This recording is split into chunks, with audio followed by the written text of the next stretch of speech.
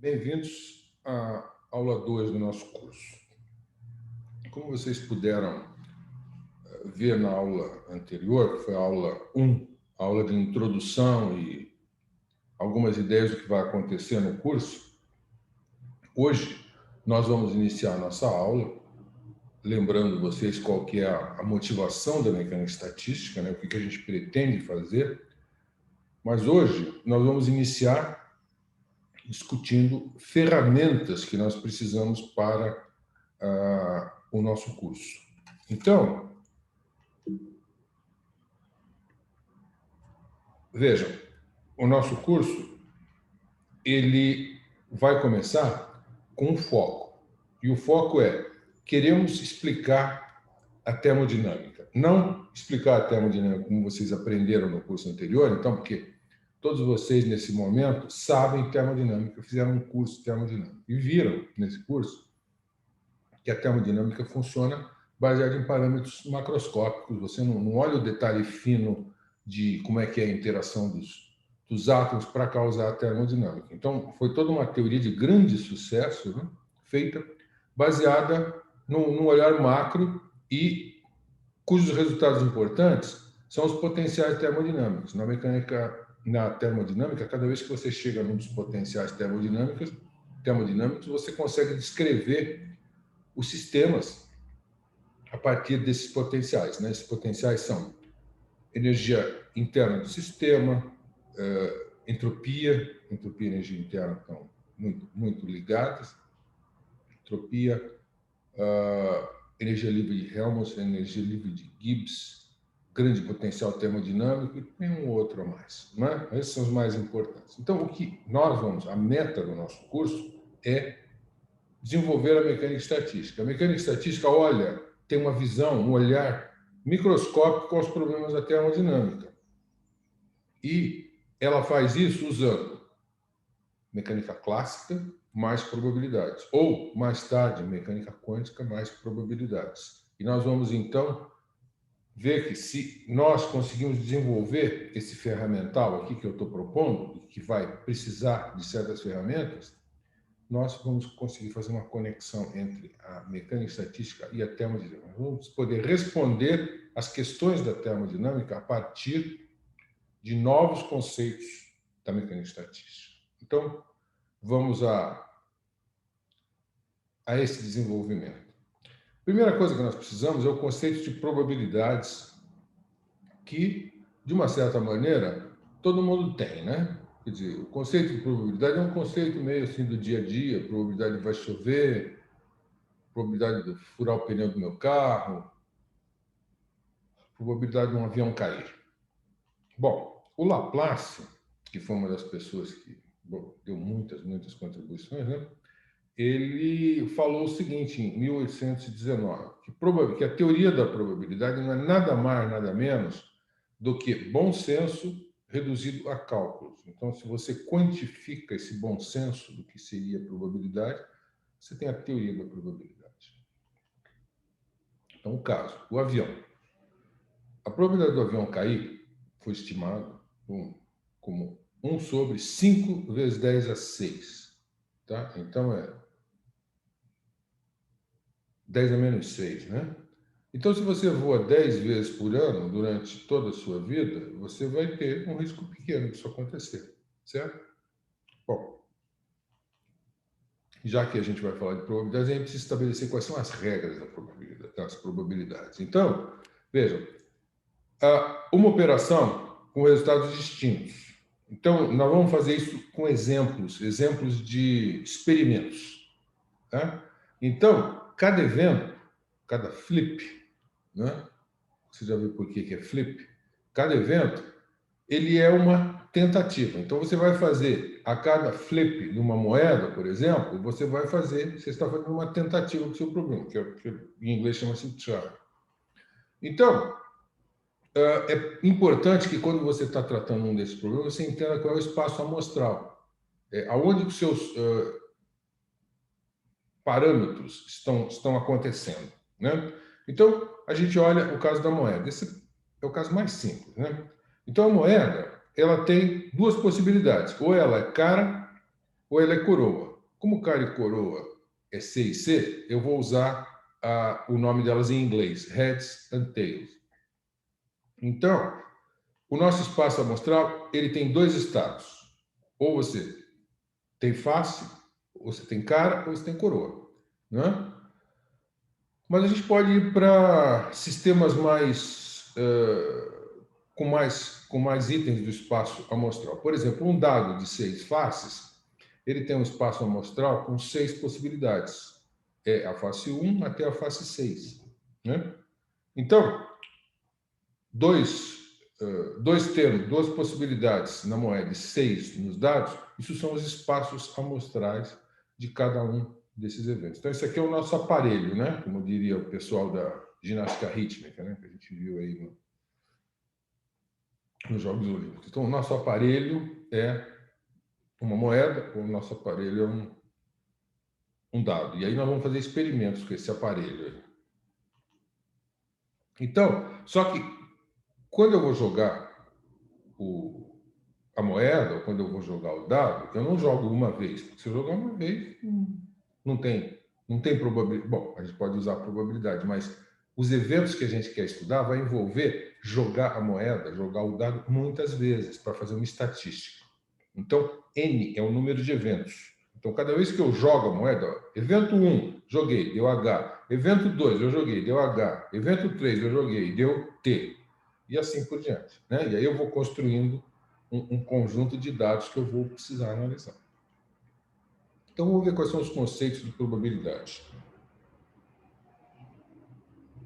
Os conceitos de probabilidade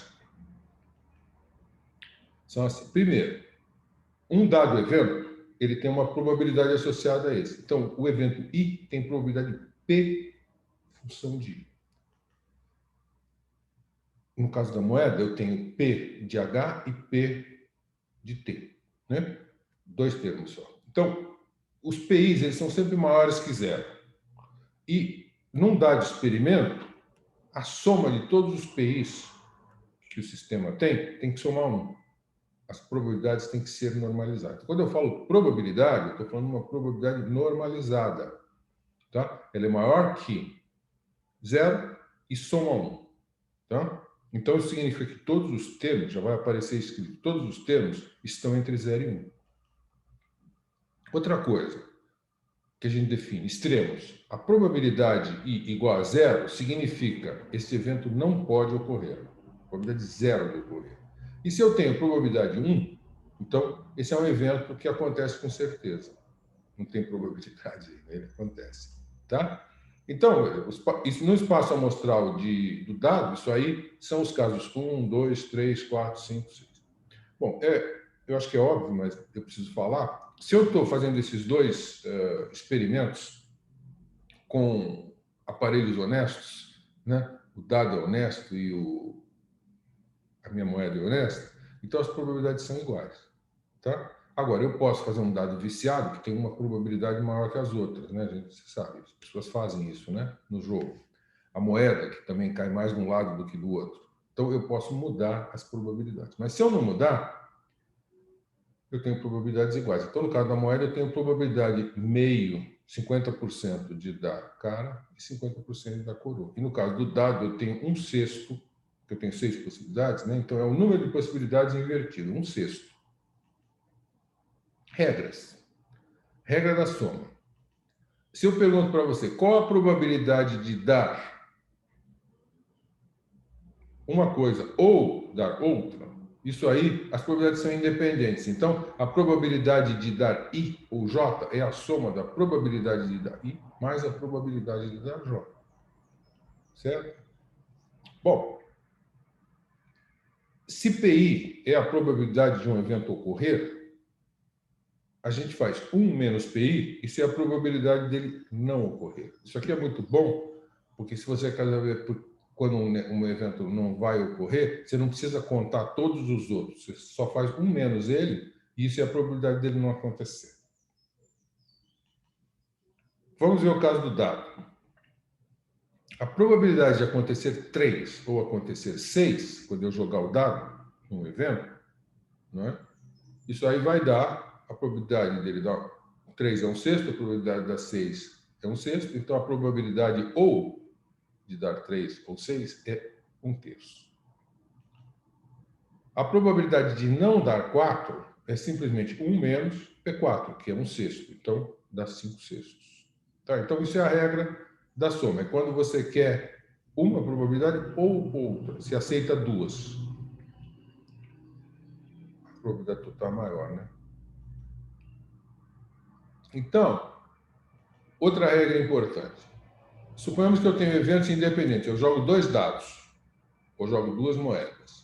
Então, eu quero que dê I e DJ. Para dar I e J, esta probabilidade, a probabilidade de dar I e dar J, é o produto das probabilidades. É assim que ele é definido. Então, vamos fazer um teste para ver se entendemos essas duas propriedades. Qual que é a probabilidade de, se eu fizer 2 jogadas, nós termos a mesma face? Tá? Então, a primeira coisa que eu tenho que calcular é qual que é a probabilidade de uma dada face se repetir. Então, a fase 1 se repetir, ou a fase 2 se repetir, ou a fase 6 se repetir, todas elas, cada evento desses aí é 1 sobre 36. Tá? Isso é a probabilidade de dar 1 e dar 1 de novo. Tá? 2 e dar 2 de novo. Então, eu estou usando aqui, para responder essa pergunta, eu estou primeiro usando o fato de que P de I e J é PI vezes PJ. Mas essa não é a resposta toda, porque a minha pergunta é qual que é a probabilidade de eu jogar o dado e dar a mesma face?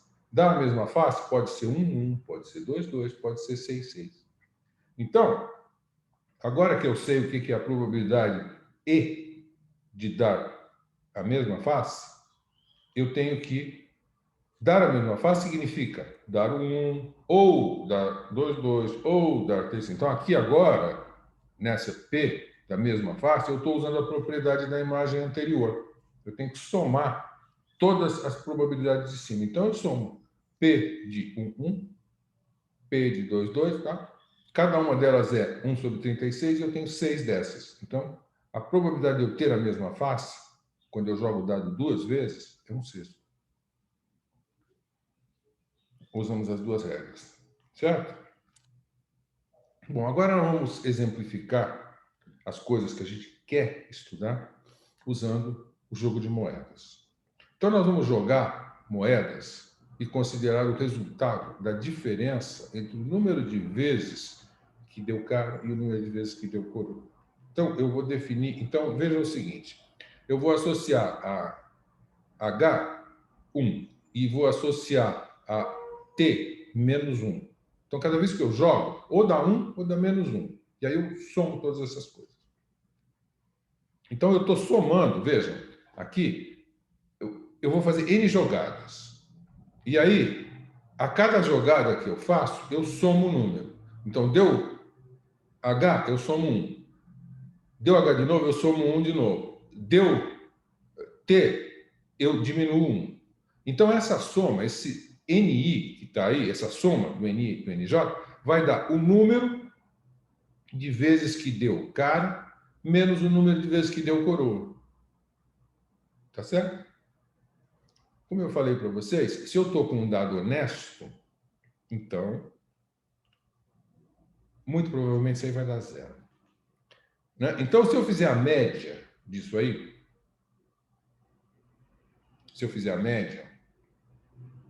isso provavelmente vai dar 0. Né? Porque eu tenho probabilidade meio de dar um, probabilidade meio de dar o outro. Então, esse número aqui, ele acrescenta muito pouco para mim.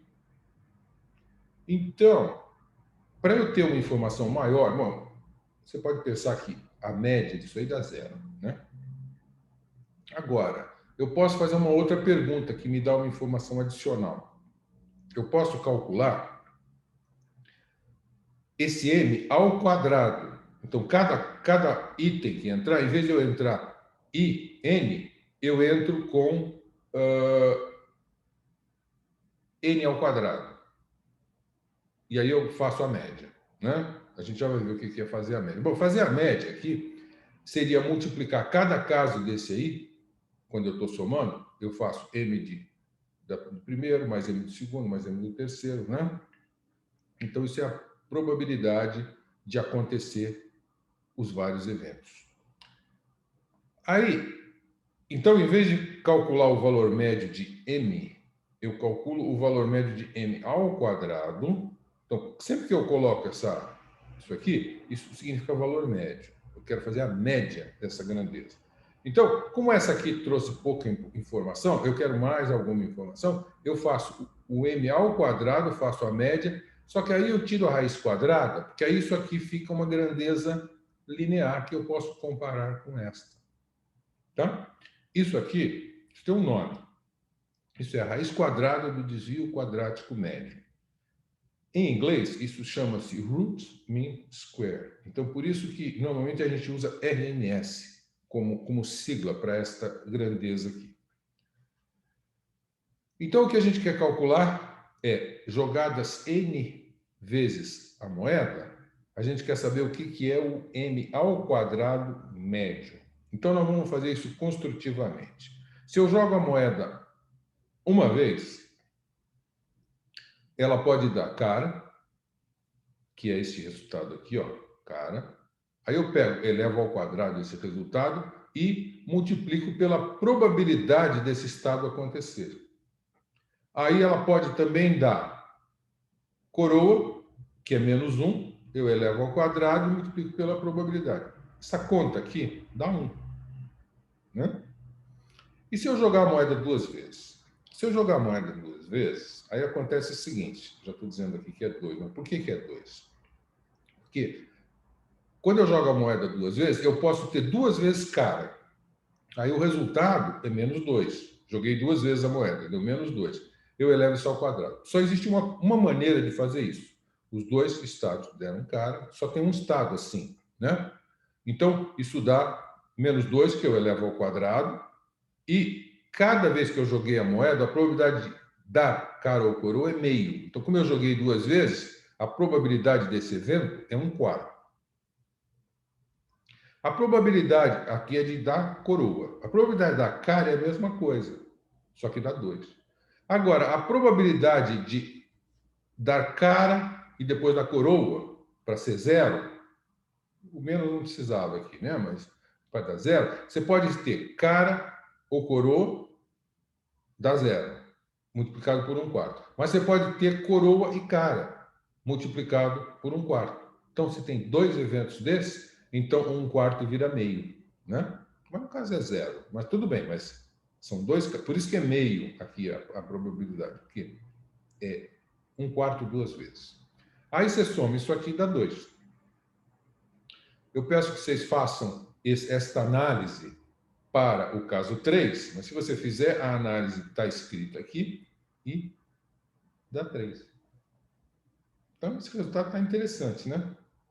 Uma jogada dá 1, duas jogadas dá 2, três jogadas dá 3. Eu posso dizer que se eu jogar 10 vezes o dado dá 10? Bom, você tinha que fazer essa coisa construtiva aqui para 4, 5, 6. Só que aí vai ficando difícil de fazer. Né? Então, nós vamos fazer o caso geral. O caso geral é assim. Eu quero calcular o m ao quadrado de n jogadas. Bom, eu não sei calcular isso aí. Agora, eu posso pensar o seguinte. Vamos supor que eu já fiz o cálculo de n-1 jogadas. Então, eu vou fazer n-1 jogadas, que eu já sei, mais a enésima jogada. Então, eu vou escrever o seguinte. Eu vou escrever que o n ao quadrado, para n jogadas, é n-1 jogadas, eu calculei o n, e eu vou fazer mais a enésima jogada, que é o n de m, que eu vou... Aí, esse número então, está elevado ao quadrado. O que está escrito de um lado está escrito no outro. Eu elevo isso ao quadrado. Agora, a probabilidade da soma é igual à soma das probabilidades. Então, eu abro essa conta aqui desse quadrado E a soma desse quadrado seria uma média de toda essa expressão. Mas aí eu posso aplicar a média para o primeiro, a média para o segundo, a média para o terceiro.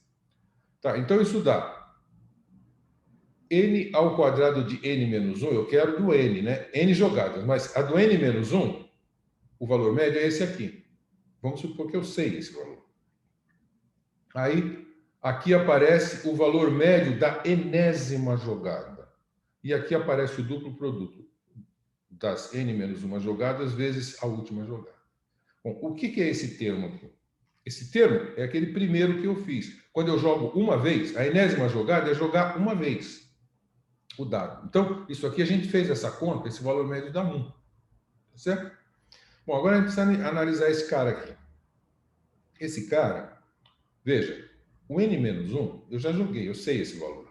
Então, o valor médio de n menos 1, n, ele é n menos 1 multiplicado por jogar a moeda na enésima vez, que é menos 1, multiplicado por meio. E jogar a moeda de novo e dá 1, multiplicada pela probabilidade meio, multiplicado pelo n menos 1. Então, agora, nesse caso, você vê que esse menos cancela esse menos, isso dá zero. Esse termo é zero.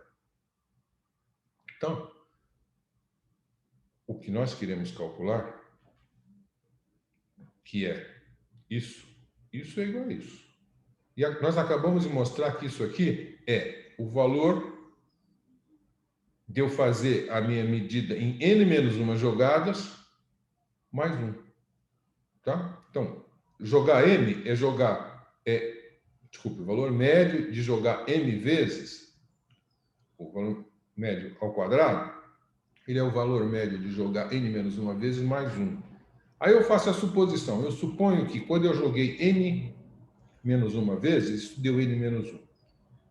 Se eu fizer essa suposição, eu substituo isso aqui, né? Substituo isso aqui, e este 1 cancela esse 1, e nós temos o resultado de que n menos 1, que o n ao quadrado, o m ao quadrado jogado n vezes, dá n.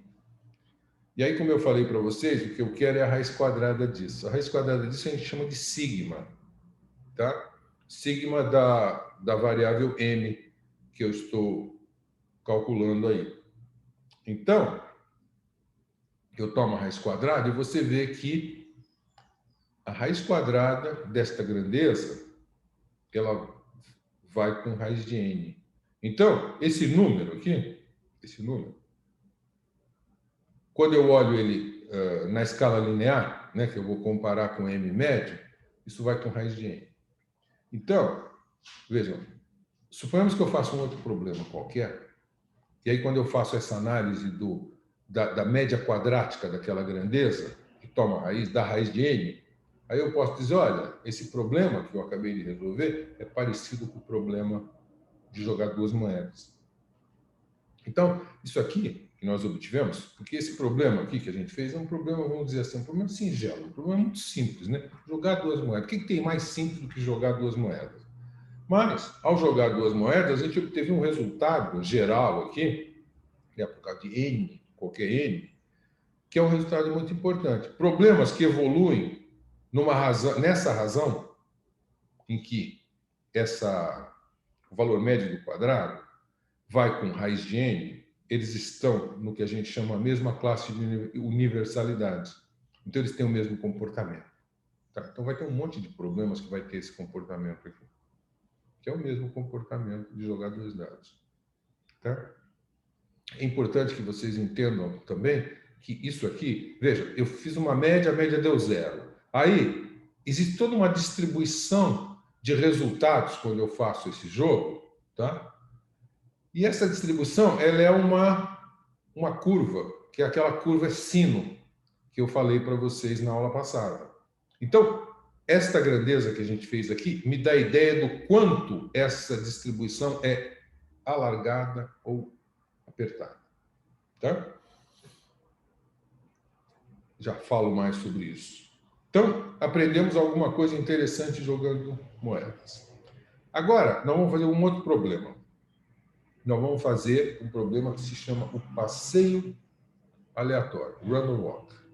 Tá? Isso aqui é o seguinte, você tem um indivíduo que está parado naquele ponto zero, aquele ponto zero tem um poste. Então, o cara está ali parado no poste, que aí você solta ele para andar. Ele está sem memória. Por isso que isso aí também chama o passeio do bêbado, né? Ele está tão alcoolizado que ele não sabe, depois de um passo, que passo ele deu, ele dá passos aleatórios.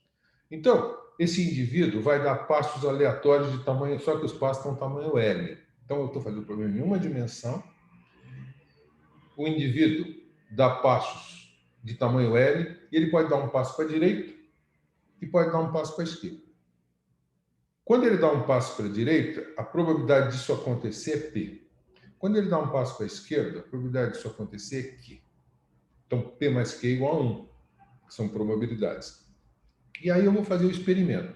Eu faço ele dar N passos. Quando ele deu N passos, ele só pode ter dado passo para a direita e para a esquerda. Então, quando ele deu N passos, ele deu N1 passos para a direita e N2 passos para a esquerda. Tá? Então, como é que eu posso juntar todas essas informações? Bom, primeiro é que o número total de passos é o número de passos para a direita e o número de passos para a esquerda. Isso aqui é um resultado óbvio, mas essa é a relação que quantifica isso, né? E eu também posso me perguntar qual que é o número de passos que ele deu para a direita, menos o número de passos que ele deu para a esquerda, que é o que a gente esteve calculando lá quando eu jogo a moeda e dá cara ou coroa. É a mesma coisa aqui, né? Passo para a direita e passo para a esquerda. Só que agora eu estou num caso mais geral, onde a probabilidade pode ser qualquer, né? De dar o passo para a direita e dar o passo para a esquerda. Inclusive, você pode notar que, por exemplo, se eu faço esse problema aqui, provavelmente eu deveria fazer probabilidades iguais. Ele vai para a esquerda com probabilidade de meio, ele vai para a direita com probabilidade de meio. Mas se eu fizesse uma rua inclinada, provavelmente ele ia ter uma probabilidade maior de ir para a direita do que ir para a esquerda. Então, isso significa que eu estou tratando o caso geral aqui. Eu posso fazer P igual a 70%, Q igual a 70%, dependendo de como eu mexo essas coisas, certo? Então, isso aí são as grandezas N e M comparados com o que eu meço lá, que é o número de passos que ele deu para um lado e para o outro. Eu posso, então, se eu tenho N, se eu vejo quantos passos ele deu para a direita, menos quantos passos ele deu para a esquerda, isso vai dar a posição onde ele está. Então, se eu multiplicar pelo tamanho do passo, isso me dá o X, onde ele está. Essa que é a informação que a gente quer, mais do que quantos passos ele deu. A gente quer saber onde ele está, né? E a gente vai evoluir para entender isso. Veja, existe uma analogia muito forte nesse problema com o problema de spins na rede, que eu dei como exemplo para vocês, o modelo de Ising, ou vamos fazer um modelo mais simples do que o modelo de Ising, um modelo de spins. Então, eu tenho átomos, esses átomos são isolantes, então não tem elétron andando aqui, cada átomo é um elemento que está... Se bater um prego nele, ele está preso aqui na rede, tá? No caso, em uma dimensão. E esses átomos, eles têm um spin associado a eles. Então, o spin, ele pode ser para cima é dar o passo para a direita. Para baixo é dar o passo para a esquerda. Então, se eu tenho N átomos aqui, então essa distribuição aqui, olha, isso aqui seria o passo para a esquerda, passo para a direita, passo para a esquerda, passo para a direita, passo para a esquerda, esquerda, esquerda e direita. Então, um sistema com N spins corresponde ao problema do passeio aleatório com N passos, dados desta maneira. E aí, ó, o número de spins para cima e o número de spins para baixo são N up e N down, né? E N é a soma e M é a diferença. Então, se isso aqui é spins, este número aqui, ele é proporcional à magnetização.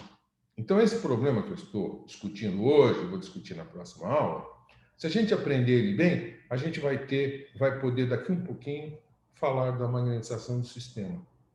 Tá? Então, isso aqui é para mostrar, de novo, que este problema que eu estou resolvendo é primo do problema da magnetização. Só que agora eu quero tirar os aspectos geométricos do problema, os aspectos probabilísticos, antes de aparecer temperatura, que é o que vai caracterizar a mecânica estatística. Então, já que eu tenho N e N, eu posso querer ter N1 e N2 em termos de N e N. Eu posso inverter essa expressão. Isso é muito simples. Você soma isso aqui, dá 2 vezes N1 é igual a essa soma. Aí eu divido por 2, é isso. Agora, se eu subtrair N menos N, eu vou ter 2 vezes N2. Né? Isso é simples. Vocês verifiquem que isso é verdade. Então, se eu quiser escrever N1 e N2, eu posso escrever N1 e N2 em termos desses dois números aqui. Vocês vão ver que isso é útil. Uma coisa importante, você sabe que simetria em física é sempre fundamental. Então, nós vamos ver uma pequena simetria que acontece nesse nosso problema. M é N1 menos N2. Aí eu substituo no lugar de N2, N menos N1. E aí faz essa conta aqui, ó. Isso dá 2N1 menos N. Então, esse problema ele tem a seguinte simetria. Se o N, o número total de passos, for ímpar, o M é ímpar. Eu sempre vou ter o ponto onde ele está é um ponto ímpar do meu passeio. Se o número for par, o ponto onde ele está é um número par. Tá? Isso é uma simetria interessante. E você sabe, sempre lembrando, que o que nós queremos é onde ele está. Então, o que a gente quer estudar ao fim do dia é M. Tá?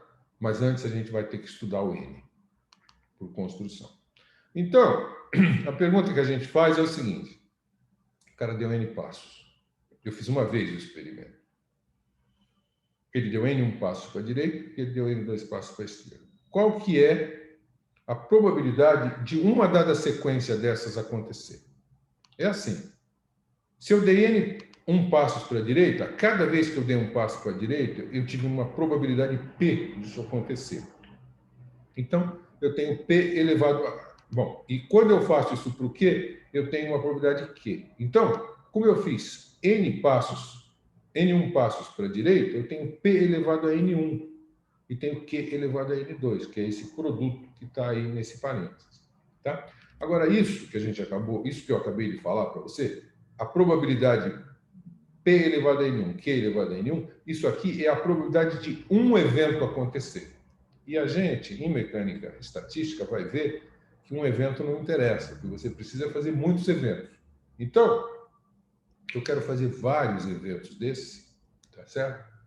Ou melhor, eu preciso saber, quando eu olho, eu fiz uma vez o experimento, né? Eu olho. Só que o que eu quero saber é o seguinte, de quantas maneiras eu posso fazer isso? Porque cada vez que eu faço, o ponto onde ele andou para um lado, andou para o outro, é diferente. Né? Então, essa probabilidade aqui, ela pode acontecer de várias maneiras. De quantas maneiras essa probabilidade aqui pode acontecer? Eu tenho que contar todas as possibilidades. Então, é assim. De quantas maneiras eu posso fazer isso? Eu tenho N passos. Eu posso distribuir N passos de N maneiras diferentes. Mas isso é se cada passo fosse diferente. Né?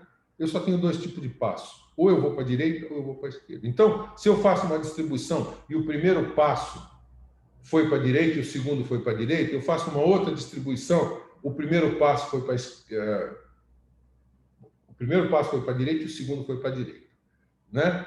Aí eu faço de novo e o primeiro passo... Peraí, deixa eu ver como é que eu vou explicar melhor isso aí. Eu tenho lá a minha distribuição. O número, duas vezes deu o passo para a direita, isso pode acontecer de uma forma igual, né? Não tem diferença. Se eu olho, o meu resultado é o mesmo resultado. Então, eu tenho que tirar essa conta. Cada vez que dá o mesmo passo, é o mesmo evento. Então, todos os passos idênticos devem ser retirados, porque eles são iguais. Então, eu tenho que tirar n menos 1 passos desse aqui e tenho que tirar n menos 2 passos fatorial disso aqui. Eu tiro esses passos assim. De todos os n's que eu pude fazer, eu tenho que tirar todos os passos que são iguais, porque se eu troco, isso aí deu a mesma coisa, é o mesmo evento. E vale isso aí para o N2 também. Então, isso significa o seguinte, que quando eu pergunto qual que é a probabilidade de tendo dado N1 passos, qual a probabilidade de eu ter dado N1 passos para a direita e N2 passos para a esquerda? Essa probabilidade, ela é dada por a probabilidade de ter dado N passos para a direita, N passos para a esquerda, e isso pode acontecer com este número de maneiras. Então, a probabilidade de eu ter dado N1 passos é este número aqui. Então, dado N passos, N1 foram para a direita, isso aqui é a probabilidade disso ter acontecido. Tá? Muito bem. Isso é uma probabilidade? Antes disso, bom, a gente já vai ver que isso é uma probabilidade. Mas então vamos ver aqui um exemplo de 3 spins. 3 spins é um análogo de 3 passos, né? Quando é 3 passos, a gente conta. Então, veja, como é que eu posso fazer esses eventos?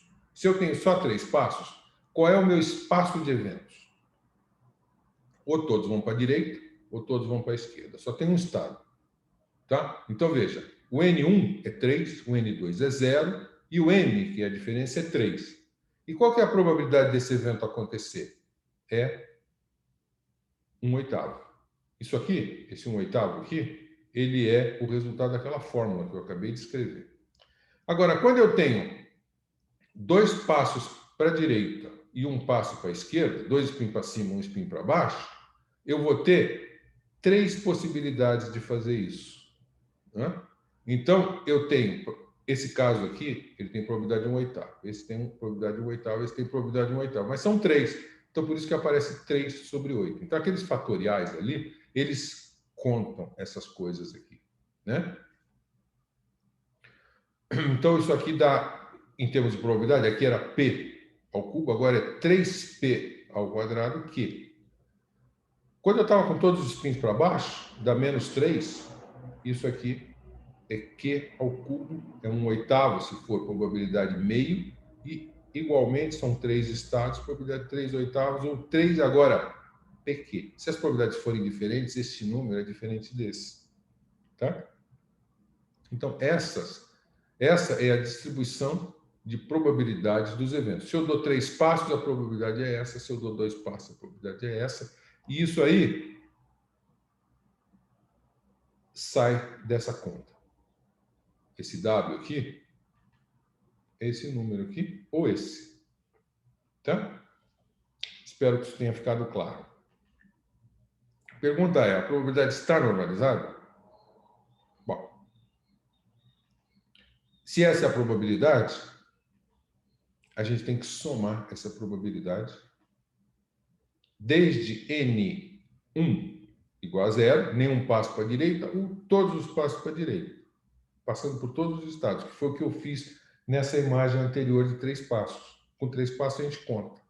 Quando não é 3 passos, complica, você tem que fazer essa conta aqui. Né? Então vamos ver se isso aí é normalizado. Eu vou usar N2 igual a N menos 1. Então, essa soma aqui, que é essa soma aqui, ó, eu substituí o N2 por N menos 1, N menos 1. Aí você olha isso aqui, e você vai nas tabelas, e você descobre que isso aqui é o famoso binômio de Newton. E o binômio de Newton diz que quando você tem essa expressão aqui, isso aqui corresponde a P mais Q elevado a N grande. Então, ó, o resultado é o binômio de Newton. P mais Q elevado a N. Agora, P mais Q, eu fiz em vermelho na imagem anterior, lá é 1. Né? A soma das probabilidades dá 1. Então, isso aqui dá 1. Então, a probabilidade está normalizada. Então, essa nossa expressão aqui, ela é muito boa. Ela está normalizada. Então, isso é um número dado, apesar de ser complicada a expressão, é um número que varia entre 0 e 1. Tá? Agora, isso que a gente fez é um passo intermediário. Isso é um passo intermediário para o nosso problema. O que nós queremos é onde o Walker está. Né? Mais do que quando ele deu N passos e aquela probabilidade, você quer saber qual a probabilidade dele estar no ponto em que ele parou lá. Então, a gente pode fazer o seguinte, eu posso dizer que Pn de M é igual a WN de N1. Porque eu mostrei para vocês que eu tenho uma relação entre N1 e N2, que é a expressão que a gente obteve, em termos de M e N. Então, se eu troco a variável,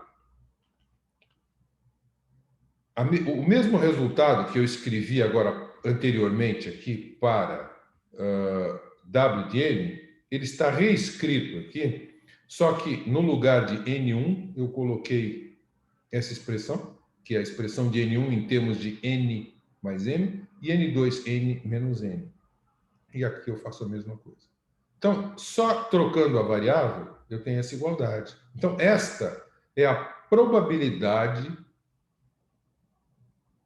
tendo dado N1 passos, a probabilidade dele estar no ponto M da nossa rede é essa aqui. Tá? E lembrando, eu multiplico por L, isso me dá a posição X, onde ele está. Tá? Então, a gente tem a probabilidade do Walker estar no ponto X quando ele deu N1 passos para a direita. Isso aí, se eu estivesse falando do magneto, isso seria a magnetização. Tá? Isso vai ficar claro nas próximas aulas. Muito bem, porque a magnetização é proporcional ao número de spins que está para cima menos o número de spins que está para baixo. O passeio aleatório, eu estive fazendo em uma dimensão, né? Mas aqui, ó, isso aqui é o passeio aleatório em 2 dimensões, simulado no computador. Vocês lembram que simulações são importantes. Então, o Cetna mostra essa simulação que ele fez. E isso aqui é uma simulação um tempo longo, tá? E o Walker fez esse passeio em 2 dimensões. Aí o que ele faz? Ele pega e faz uma magnificação dos resultados. Aí ele pega esse pedaço aqui e amplia. Aí ele vê isso aqui. Aí ele pega esse pedaço e amplia de novo um outro pedaço, e aí ele vê isso aqui. Aí ele amplia esse outro pedaço e ele vai fazendo isso, e ele vai ficando cada vez com um intervalo menor, mas exemplos de todo o passeio. E o que ele vê, e que é isso que ele quer mostrar aqui, é que o tipo de comportamento é mais ou menos igual, mesmo quando você está numa escala de tempo longo ou numa escala de tempo curto. Então, você pode ver várias escalas geométricas, né? E você vai mudando a escala, vai mudando o microscópio para olhar isso, e você chega à conclusão que a coisa se comporta mais ou menos da mesma forma, de uma forma aleatória. Né? Então, isso aí chama-se invariância de escala. Esse problema que a gente está tratando, ele tem invariância de escala, que é um conceito importante e que aparece em mecânica estatística e que é um efeito simplificador dos resultados. Por causa de invariância de escala, a gente pode aprender um monte de coisa. O grupo de renormalização se baseia na invariância de escala.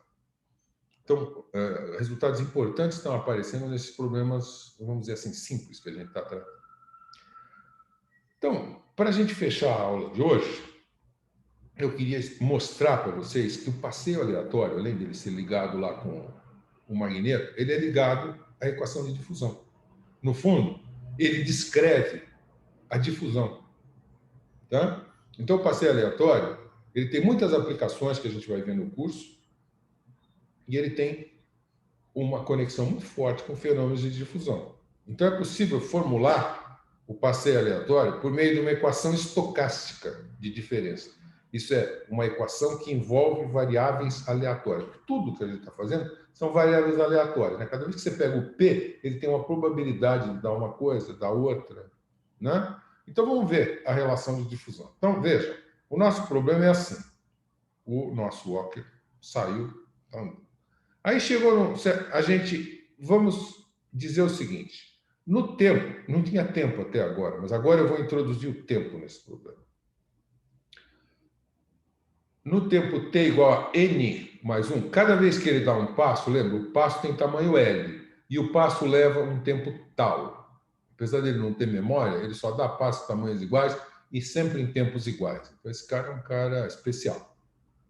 Tá? Então, veja, ele está na posição x, que é a posição m, aqui, no tempo t igual a n mais 1 tal. Como que ele pode ter chegado aqui? Ele só pode ter chegado aqui, neste tempo, de duas maneiras. Ou ele estava, então, no tempo anterior, ou ele estava à esquerda e ele deu o passo para a direita, tá? Ou ele estava nesse ponto e deu o passo para a direita, e isso acontece com probabilidade P, ou ele estava à direita e ele voltou para cá, ou seja, ele foi para a esquerda, com probabilidade Q. Então, vocês vão concordar comigo que é razoável eu dizer que a probabilidade dele estar neste ponto no tempo n mais 1 tem que ser a probabilidade dele ter estado neste ponto no tempo n e ele, com probabilidade p, veio para cá.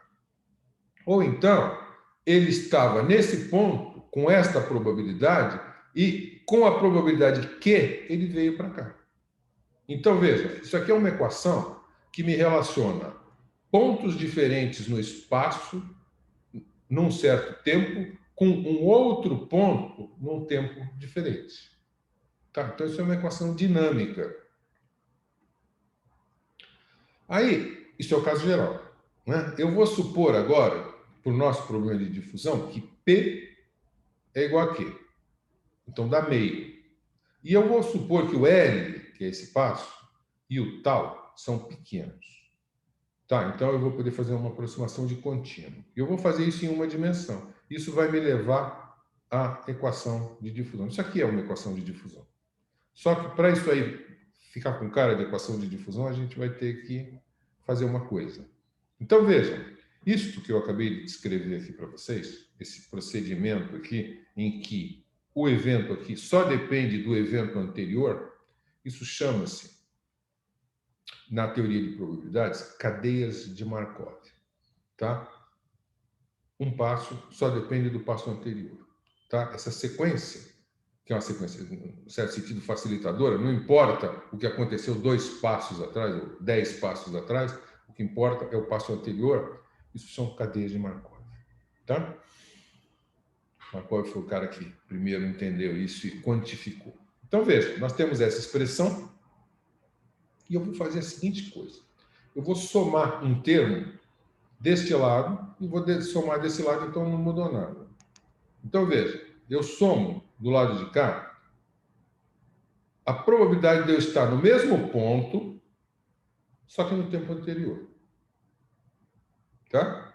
E aí, do lado de cá, que eu tenho esse meio, eu tenho que introduzir menos 2p, porque tem um meio aqui, fatorando tudo.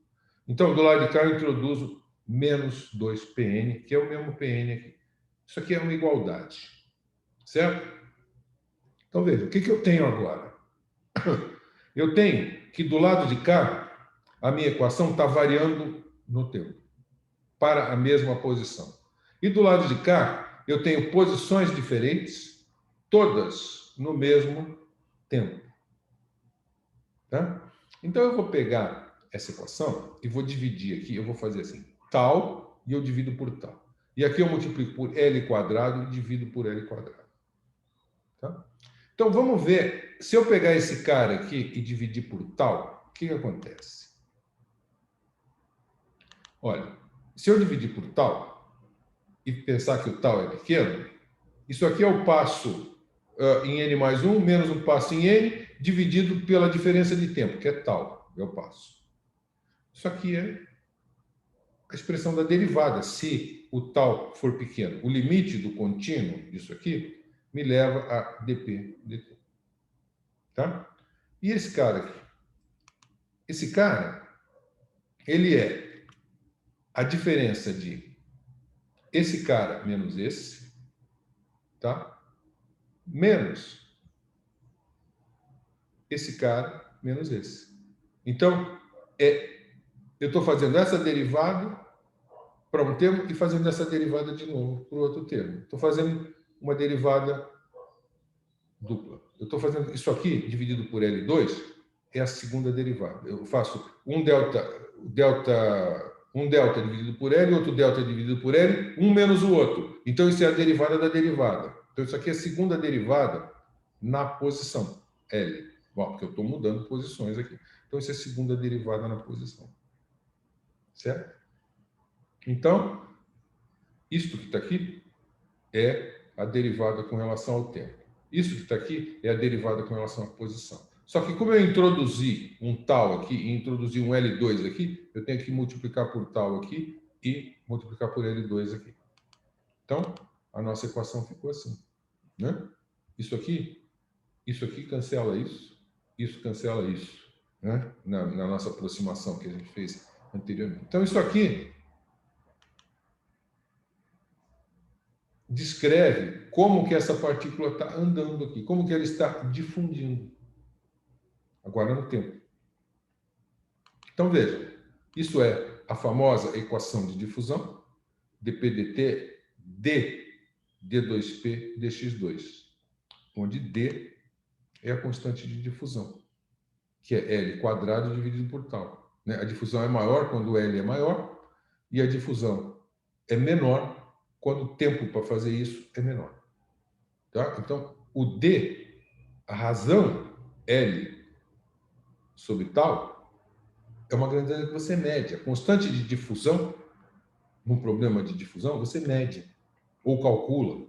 Tá? E o que nós estamos mostrando é que a difusão de uma partícula aqui, em uma dimensão, é dada por essa equação aqui. Então, achamos a equação de difusão. Então, o problema do passeio aleatório, ele tem a equação de difusão embutida nele, ele descreve difusão. Tá?